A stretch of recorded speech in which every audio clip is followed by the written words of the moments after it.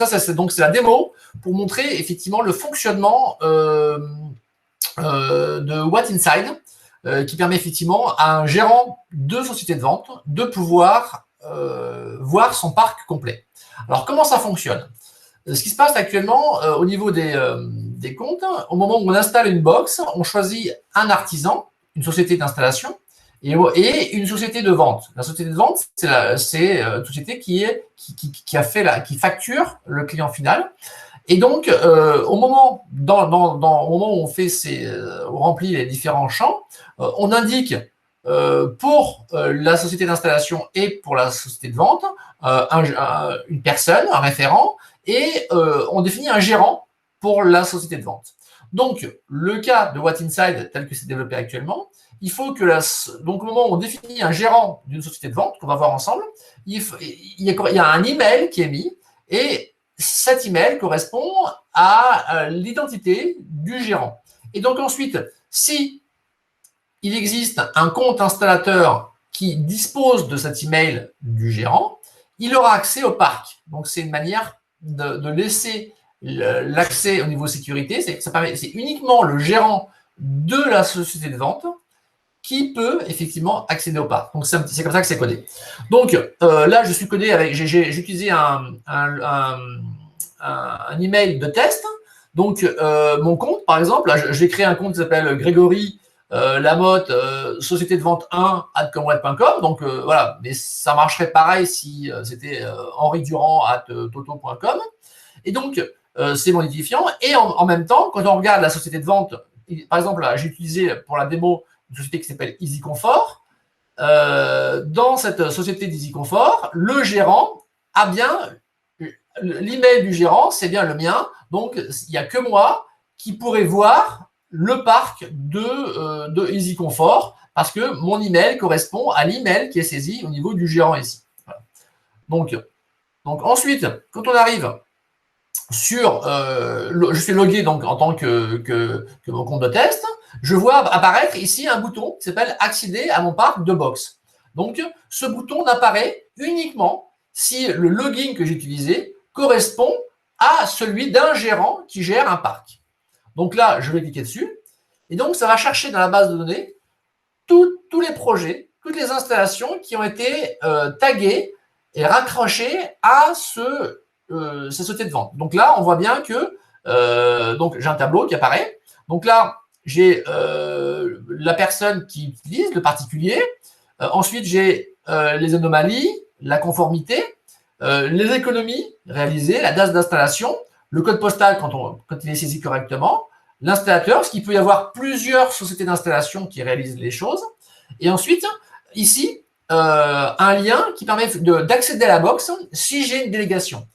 Et si je n'ai pas de délégation, à ce moment-là, je peux cliquer sur le lien. Je ne vais pas le faire parce que ça va envoyer un email à Yves Igemblek qui nous dit « Bonjour, monsieur Yves Igemblek. Grégory Lamotte, qui est le gérant de la société qui vous a vendu le système Comrat, souhaite pouvoir, pour des raisons de maintenance, pouvoir superviser votre installation pour vous aider à faire plus d'économies. Est-ce que vous êtes d'accord pour l'autoriser à visualiser vos données ?» À ce moment-là, le Yves Igemblek va être invité à aller sur mes délégations et donner une délégation au mail qui lui est demandé dans l'email. Il suit l'instruction et à partir du moment où il fait OK, qui donne l'autorisation, ici, ce message-là est remplacé par accès à la box. Et là, c'est un lien hypertexte et on peut directement accéder à la box. Donc, si le travail est bien fait pour toutes les sociétés de vente ont bien expliqué, enfin ont bien donné de bonnes consignes à tous les installateurs et que les sociétés de vente ont bien une délégation sur toutes les boxes qui sont installées, ils vont pouvoir le voir assez rapidement. Donc voilà un peu pour le tableau. Ensuite, pour ce tableau-là, il est possible de le trier. C'est-à-dire que si je clique là, effectivement, on ne détecte pas d'anomalie. Là, je clique dans un sens et dans l'autre. Là, donc pour quelqu'un, par exemple un gérant, il peut me dire, bah, tiens, je vais commencer à regarder les boxes qui ont des anomalies. Ou je vais regarder ici, trier par conformité. Donc là, c'est les meilleurs taux. Bah tiens, je cherche un client effectivement pour être un peu pour montrer qu'une installation qui est bien installée. Tiens, je vais traiter par et je peux aller voir ce client-là pour tourner une vidéo. Ou pourcentage d'économie. tiens, 98%, ça me semble beaucoup, peut-être que c'est un problème, ou peut-être que c'est très bien. Donc, il y a vraiment ces économies-là. Donc, l'idée, ça permet effectivement de pouvoir, d'un coup d'œil, voir effectivement, là, il y a quand même près de 1000 installations. Vous voyez, c'est assez rapide.